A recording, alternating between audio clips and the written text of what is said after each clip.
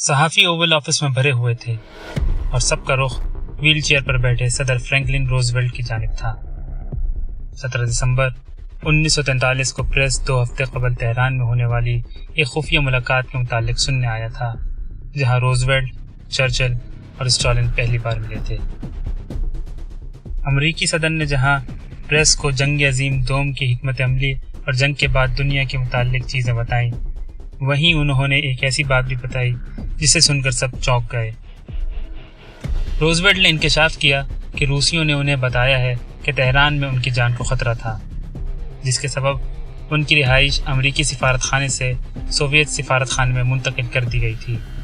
28 نومبر سے 1 دسمبر تک ہونے والی ملاقات شروع ہونے سے ایک رات قبل اسٹالن کے قریبی آدمی نے امریکی اور برطانوی سربراہوں کو تینوں سربراہان کے قتل کا منصوبہ بے نقاب کرنے کا بتایا۔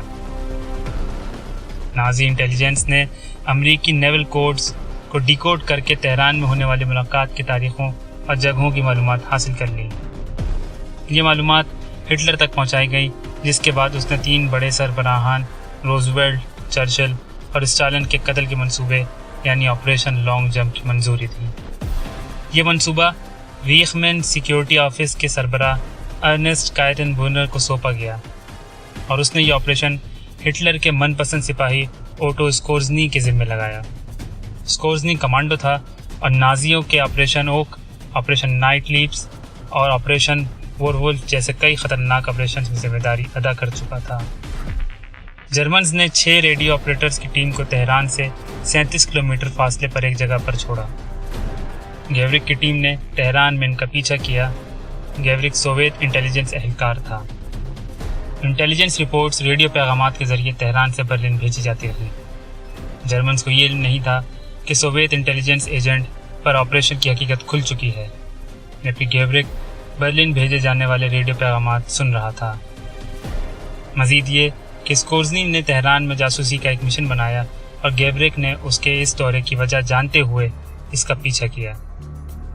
اس سے قبل اسکورزنی کے قاتلوں کا گروہ فارس پہنچتا، سوویت اہلکاروں نے 6 کے 6 ریڈیو آپریٹرز کو گرفتار کر لیا۔ سوویت اہلکاروں کی نگرانی میں گرفتار افراد کو برلن سے رابطہ کرنے اور یہ بتانے کا موقع دیا گیا کہ مشن ختم ہو چکا ہے۔ برلن نے فوری طور پر مشن کینسل کر دیا۔ یہ بات روسی حکومت سال 2000 میں سامنے لائی کہ گیورک اور 17 سالہ گور نے تہران میں 3 بڑے سربراہان کے قتل کا منصوبہ ناکام بنایا۔ تاہم اسکورزنی ایسے کسی بھی آپریشن کے وجود کو مسترد کرتے ہیں اور کہتے ہیں کہ ہٹلر سے ان کی اس منصوبے پر بات ہوئی تھی، لیکن اس کو ناقابل عمل قرار دے دیا گیا تھا۔ اپنی رائے کمنٹس کے اندر ضرور دیجیے اور ویڈیوز کو لائک کرنا نہ بھولیں۔